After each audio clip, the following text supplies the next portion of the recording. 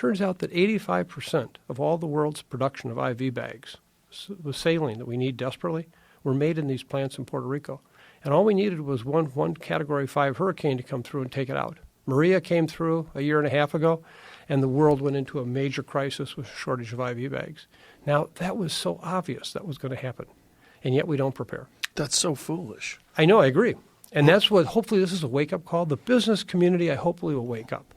You know, one of the other things we're doing right now, Joe, this is really one of the things that has me most concerned about this whole situation is our group has been studying for the last year and a half with support from the Walton Family Foundation, looking at critical drug shortages.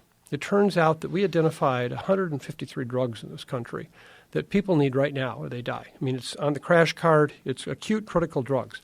100% of them are generic. All of them basically are made offshore of the United States. And a large part of them are made in China and India. And at this point, we have shortages anyway every day, just before this crisis happened. Now these supply chains have gone down. Our group is actively helping the United States government try to figure out, where they're going to get these drugs. Now just think of this. If I came to you and said the Defense Department was going to outsource all its munitions production to China, you'd look at me and say, come on.